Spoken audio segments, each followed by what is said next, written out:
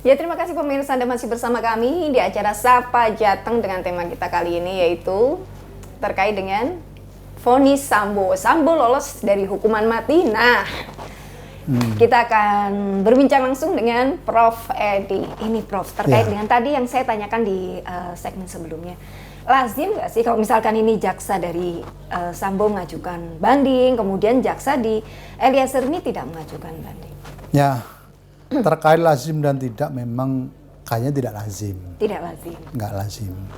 Kenapa demikian? Kan ketika dituntut 12 tahun, Betul. kemudian diputus 1 tahun 6 bulan. Itu jauh kan. Tentu ada dalam pengertian pertimbangan tersendiri. Tetapi sekali lagi tidak lazim menurut saya. Kenapa? Nah, ada apa di sana kok tidak lazim? Kenapa kok tidak banding? Nah, itu. Ini yang jadi pertanyaan. Barangkali masyarakat dan juga khususnya kepada Eliezer kan kemarin sudah diputus sebagai GC. Justice Collaborator itu ketika perkara itu sudah disidangkan, pada proses penyidikan, sekali lagi, awalnya kan terjadi tembak-penembak. Betul, tapi berubah kemudian Eliezer diperiksa sebagai saksi dan juga ditetapkan sebagai tersangka waktu itu. Tapi kemudian si Eliezer kemudian dipanggil sama Kapolri dan diminta penjelasan apakah betul peristiwa itu tembak-menembak. Akhirnya tidak. Dan terbukti dalam persidangan itu kemarin oleh hakim memutus bahwa Eliezer disebut sebagai GC. Itu menjadi satu persoalan yang terungkap tentang perbuatan pidana yang awalnya adalah terjadi tembak-menembak. Terungkap 3-4 bulannya. Itulah, ya, 3-4 bulannya. Nah, kalaupun tidak terungkap sebagai GC, ya sudah. Kasus ini akan berbahaya. Mungkin tidak terungkap sehingga tidak sampai di persidangan. Nah, masyarakat kan bertanya-tanya. Kemudian beberapa para akademisi, kemudian yang lain juga para pegiat terkait tentang proses pidana itu. Kembali lagi adalah kenapa kok kemudian jaksa tidak banding? Nah, Itu tadi. Kenapa? Jadi kenapa kok tidak banding? Atau mungkin pengaruh nggak sih, Prof? Misalkan ada tanda kutip dari LPSK, dari Pak Mahfud maupun dari masyarakat yang mungkin maksudnya kemarin kan sempat euforia nih, sudah euforia lah, sudah sesuai, sudah puas dengan putusan hakim untuk Eliezer. Kalau menurut Prof itu berpengaruh juga nggak? Nah, begini, Mbak. Jadi sebenarnya itu ada pengaruhnya. Di satu sisi masyarakat sampai beberapa mendukung kepada Eliezer. Sampai sidang terus ditungguin kan.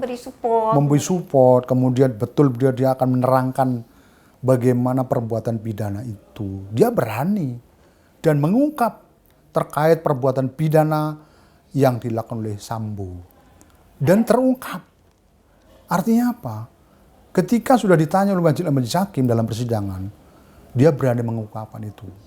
Nah, terkait dengan itu, masyarakat juga sama-sama mendukung. Kemudian termasuk Menteri Menko Polhukam, Pak Mahfud MD, sampai membuat satu statement seperti itu kan ada apa di sana? Saya tidak mengatakan ada ini enggak, tapi yang saya bilang kenapa kok sampai seperti itu? Itu kan menjadi kasus besar ya. Iya. Menjadi kasus besar, kemudian Kepolisian Republik Indonesia menjadi sorotan penting. Kalau tidak diungkap, wah ini menjadi persoalan yang sangat besar. Nah, oleh karena masyarakat pun mendukung ketika Eliezer itu kemarin menjadi GC dan LPSK memutuskan seperti itu dan mendorong betul supaya betul-betul dia sebagai satu mengungkap pelaku itu dan memberikan keterangan dalam penyidikan termasuk pada proses persidangan. Nah, oleh karena sekali lagi kembali pada persoalan kenapa kok tidak banding? Mungkin ada sesuatu yang memang menurut jaksa sudah mengatakan wah ini sudah adil. Udah adil. Ya, ini kalau kemudian jaksa mengatakan seperti itu, wah ini sangat besar sekali kalau dia akhirnya banding. Nah, kemudian terkait yang lain, kenapa kok banding? Kenapa?